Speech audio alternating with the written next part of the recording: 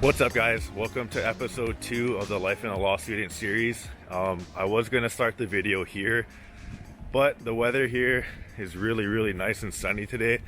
It's really not gloomy, dark, rainy, and depressing like it always is here in Seattle. So I'm going to take advantage of the nice weather, and I'm going to just put together a quick edit of my walk to campus, as well as some of the different buildings and different things around campus. I'm just going to make a quick little edit about that, so I hope you enjoy that. I'll post that right now.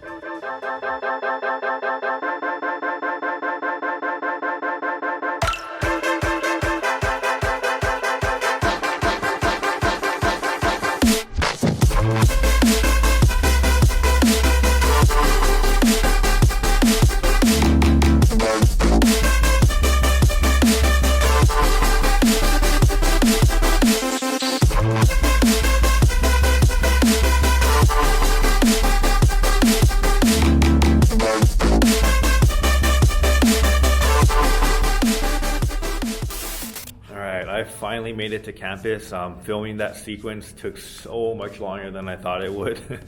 I was planning to be on campus about an hour ago, but it's okay, we're here now.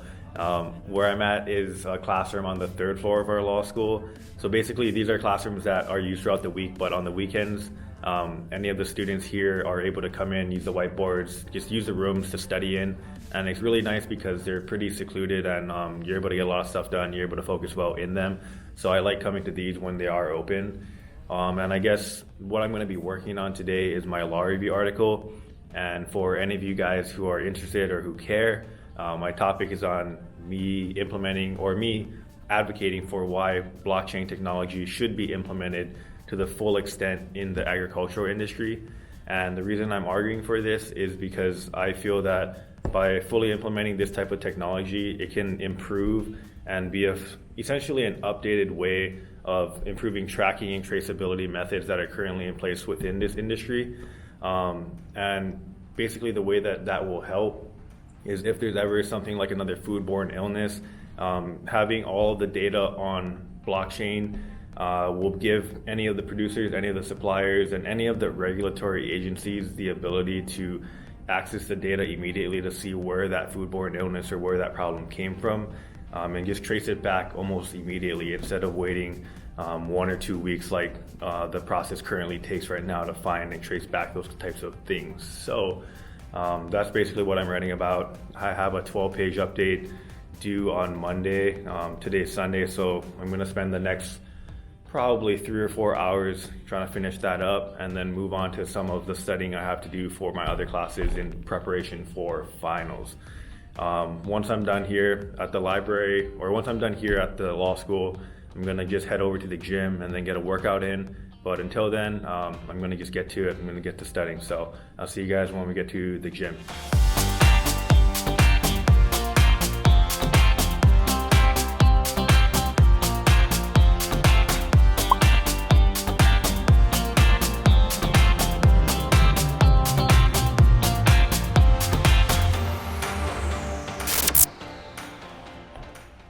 Just studied for the last 4 hours. Got a little bit more studying to do tonight, but now we're about to go to the gym, get a quick workout in.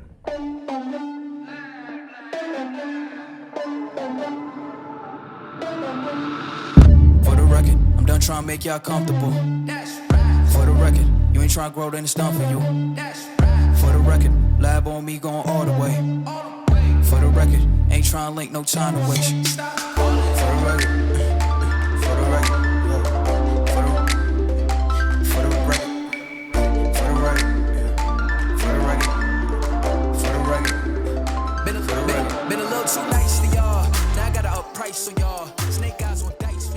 Welcome to the voiceover section of this video. In this part, I'm just going to be giving a few pointers and a few tips to keep in mind when you're doing the exercises in this workout that are back squats and front squats. Starting here with back squats, this is going to be the last warm-up set that I'm doing. Now, the amount of warm-up sets that you're doing doesn't really matter in the case of what you're doing for the actual workout.